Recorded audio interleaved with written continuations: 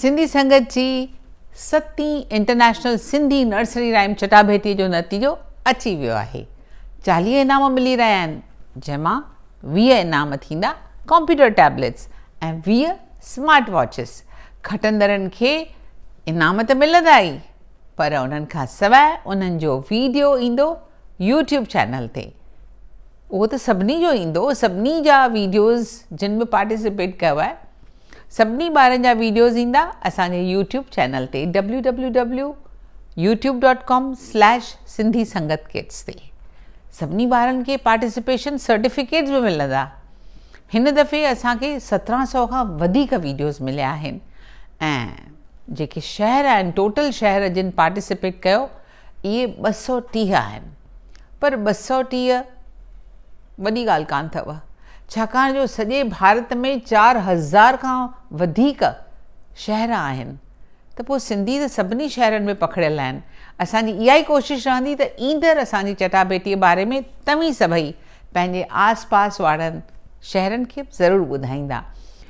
International हिन चटाभेटीअ मां 2 शहरनि न्यू जर्सी ऐं दुबईअ मां ॿिन्ही मां हिकु ॿार खे इनाम मिली रहियो आहे। हिन दफ़े हिन चटाभेटीअ में 120 खां वधीक स्कूलनि पार्टिसिपेट कयो, जंहिंमां 30 स्कूल बिल्कुलु नवां हुआ जिन पहिरियों दफ़ो पार्टिसिपेट कयो आहे। सुठी ॻाल्हि त हिकु ॿी बि आहे त माइटनि ख़ासि हिन में चाह वठी करे पंहिंजे ॿारनि खे नर्सरी राइम्स यानी बैत तयारु कराइनि, छो जो उन्हनि शहरनि मां जीअं त धमतरी मां जंहिं ॿार इनाम खटियो आहे उन मां पहिरियों दफ़ो उन शहर मां हिकिड़े ॿार हिन हिसो वरितो ऐं उहो पहिरियों नंबर बीठो आहे।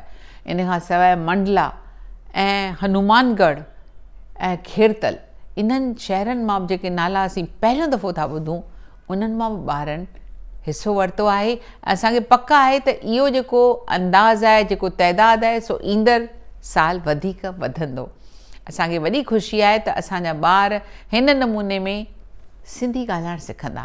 इहा तव्हांजी ऐं असांजी गॾियल कोशिशि आहे त असांजा सभई ॿार कोशिशि कनि ऐं सिंधीअ में ॻाल्हाइनि, छो जो सिंधी असांजी आहे सुञाणप। सिंधी ॿोली आहे असांजी माता।